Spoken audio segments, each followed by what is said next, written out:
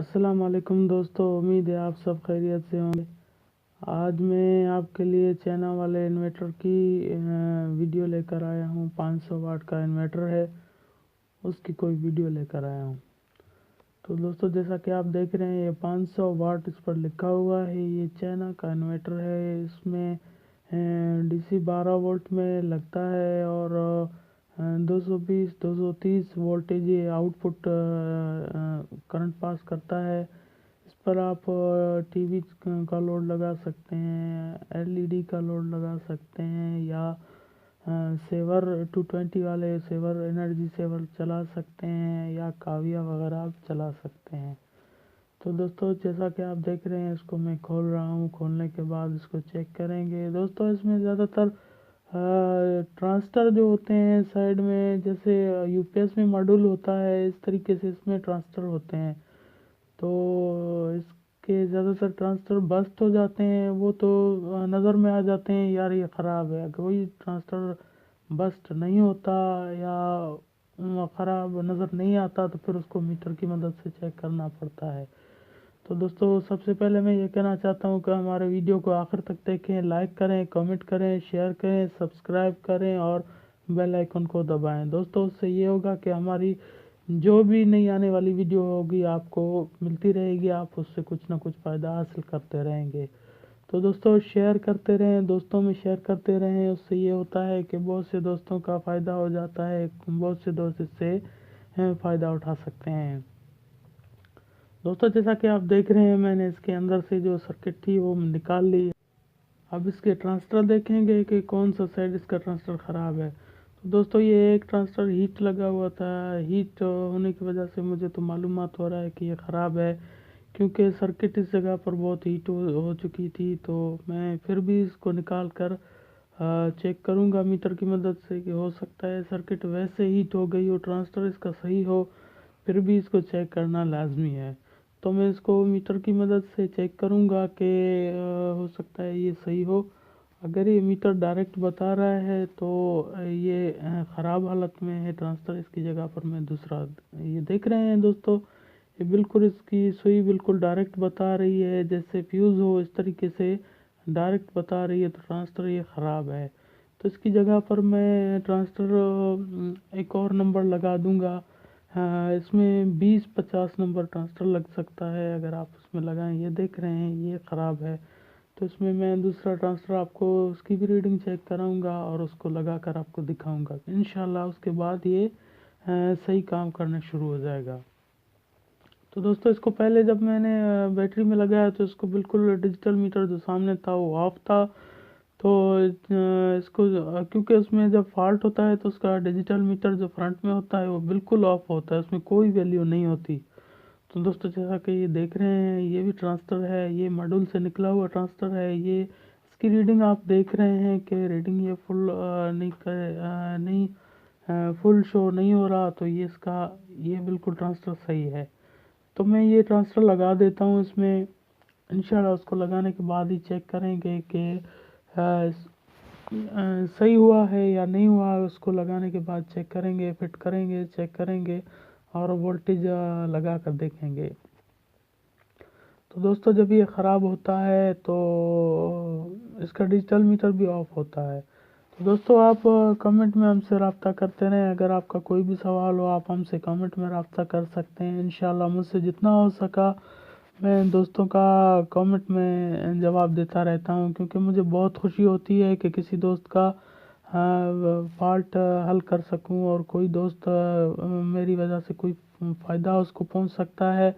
तो मुझे बहुत खुशी होती है। बहुत से दोस्त कमेंट में मुझसे रब्ता करते रहते हैं और राब्ते में रहते हैं। मुझे बहुत खुशी होती है किसी दोस्त का फ़ायदा हो जाता है, और बहुत से दोस्त मुझसे सवाल करते रहते हैं। तो दोस्तों, जैसा कि आप देख रहे हैं, मैंने ट्रांजिस्टर इसमें लगा दिया है। इसके बाद इसको फिट करेंगे, फिट करने के बाद इसको चेक करेंगे।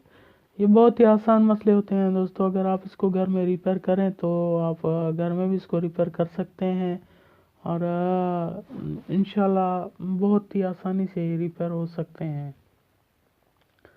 तो दोस्तों, इसमें चाइना के जो ये इन्वर्टर होते हैं, ये ज़्यादातर तो इसके ट्रांसफ़र वगैरह नहीं मिलते हैं और अपने नंबर के इसके लगाने चाहिए। अगर इसमें अपने नंबर नहीं हो तो आप उसकी सिर्फ वैल्यू चेक करके लगा दें, इंशाल्लाह काम कर लेते हैं। क्योंकि मेरा तजुर्बा है, मैं तो इसके काम करता रहता हूँ। तो बहुत से ऐसे इन्वर्टर थे जिसमें मैंने ये ट्रांसफ़र थोड़ा नंबर चेंज करके लगाया, लेकिन काम कर रहे हैं और बहुत से दोस्त इससे खुश हो जाते हैं और उसका काम हो जाता है। तो दोस्तों, जैसा कि देख रहे हैं, ये मैंने ट्रांसफ़र इसको लगा रहा हूँ।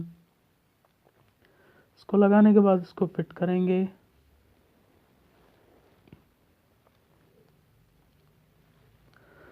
दोस्तों, इसके टांके बिल्कुल सही तरीके से लगाने चाहिए। अगर इसका टांका कोई भी लूज़ रह गया तो ये आगे नुकसान दे सकता है और आगे इसका और कोई ट्रांसफ़र ख़राब हो सकता है।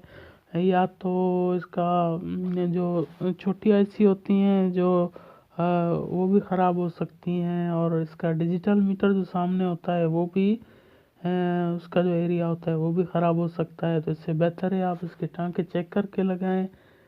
चेक करने के बाद ही इसको फिट करें। तो दोस्तों, इसको फिट करके ही चेक करना है, इसको खुले में चेक ना करें, क्योंकि इसके ट्रांसफ़र की हीट सिंक होती है। अगर वो आपस में कनेक्ट नहीं होंगे तो ये ख़राब होने का ख़तरा इसमें बढ़ सकता है।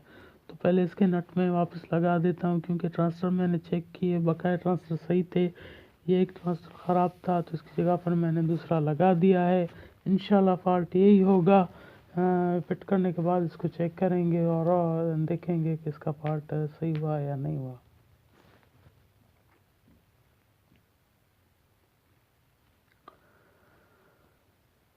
दोस्तों, आप स्टेबलाइज़र के बारे में कमेंट कर सकते हैं, यूपीएस के बारे में कमेंट कर सकते हैं, या और कोई भी ऐसा छोटा बड़ा स्टेबलाइज़र वगैरह हो या इन्वर्टर हो, आप उसके बारे में मुझसे कमेंट में रब्ता कर सकते हैं। मैं आपके कमेंट का जवाब देता रहूँगा। जितना भी मुझसे हो सका मैं आपके कमेंट का जवाब देता रहूँगा। बहुत से दोस्त कमेंट से फ़ायदा हासिल कर रहे हैं और करते रहेंगे इंशाल्लाह। जब तक आप सवाल करते रहेंगे तब तक इंशाल्लाह हम तो कमेंट का जवाब देते रहेंगे। तो दोस्तों, जैसा कि आप देख रहे हैं, इसमें मैं नट लगा रहा हूँ। ये नट इसको टाइट करने लाजमी है, क्योंकि अगर इसको आप टाइट नहीं करेंगे, अगर ट्रांसफ़र कोई भी लूज़ रह गया तो वो हीट होकर ख़राब हो सकता है। इसके नट टाइट करना लाजमी है। जैसा कि आप दोस्तों देख रहे हैं, मैं इसके टाइट कर रहा हूँ। और दोस्तों, सबसे पहले ये कहना चाहता हूँ कि आप इसके ट्रांसफ़र चेक करना लाजमी है।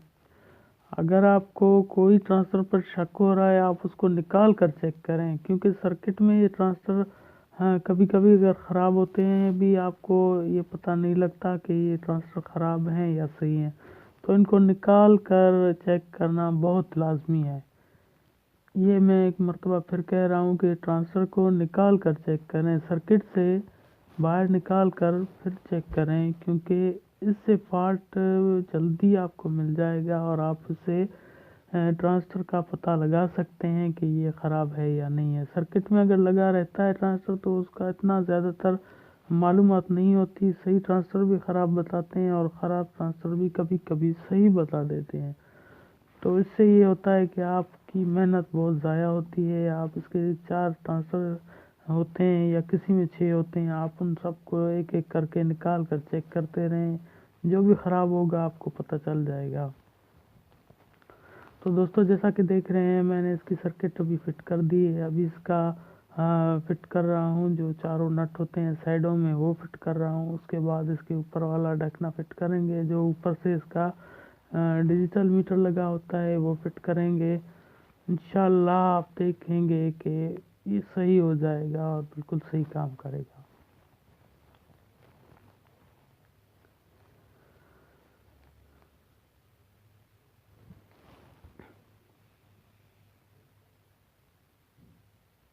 जैसा कि आप देख रहे हैं दोस्तों, मैंने इसको फिट कर लिया है। अभी इसको चेक करेंगे कि काम कर रहा है या नहीं कर रहा।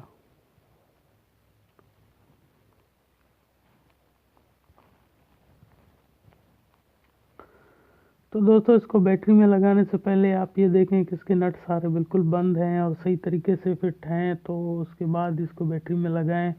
और बैटरी में लगाने का तरीका ये है कि आप इसको तसल्ली से लगाएं, क्योंकि बहुत सी मर्तबा ऐसा होता है कि बैटरी में उल्टा लगाने से ये वापस ख़राब हो सकता है।